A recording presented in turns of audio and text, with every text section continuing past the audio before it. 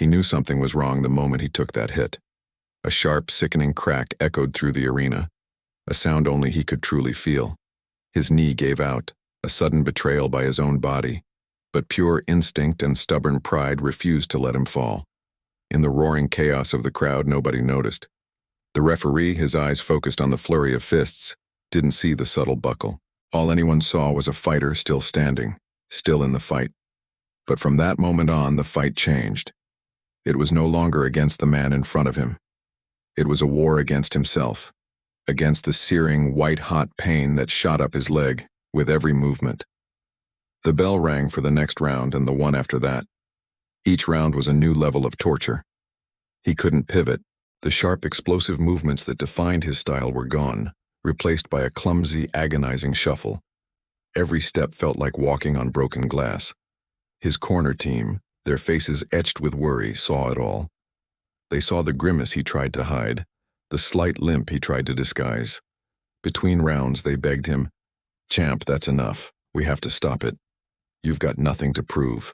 He'd just shake his head, spit the blood from his mouth, and stare back into the lights. Through gritted teeth, he'd mutter, "If I sit down now, I'll never stand again." That was the fear. Not the fear of losing the fight, but the fear of quitting. The fear of letting that one moment of weakness define the rest of his life. So he kept going. He wasn't fighting for the win anymore. The points on the scorecard, the championship belt, they all faded into the background. He was fighting for his name. He was fighting for his story. He was fighting for every kid back home, watching on a flickering screen, who ever dreamed of making it out of a place that felt like nowhere. He was fighting for the idea that you don't stop just because it hurts. He absorbed punishment, his defense compromised, his body screaming for release. He leaned on the ropes, using them to hold himself up when his leg threatened to collapse completely. He swung with desperation, with pure heart, each punch a testament to his will. The crowd, initially just hungry for a knockout, started to sense something different. A low murmur turned into a roar of respect. They were no longer just watching a boxing match. They were witnessing a display of raw, unfiltered courage. They saw a man being broken, piece by piece, who refused to shatter. When the final bell rang, the sound was like a release.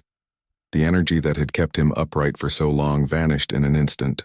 Before the referee could even step between them to raise a hand, he collapsed. His body just gave out.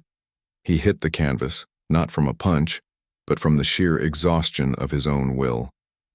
He lost the match. The official decision was read. His opponent's hand was raised in victory.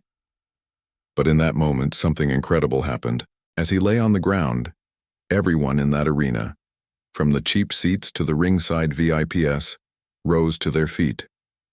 A standing ovation filled the air, a wave of thunderous applause that wasn't for a winner, but for a warrior. They knew. They understood what they had just seen. He had given them everything.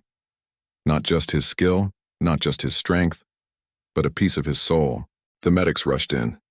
He left the ring that night on a stretcher, his face a mask of pain and exhaustion, his championship dreams for that night dashed. But as he was carried out, he didn't leave as a defeated fighter. He left as a legend. He entered the annals of history not for the win he didn't get, but for the fight he refused to lose within himself. His story became a lesson, a reminder that true victory isn't always about what the judges decide. Sometimes it's about refusing to sit down, even when you can barely stand. It's about finishing what you started, no matter the cost.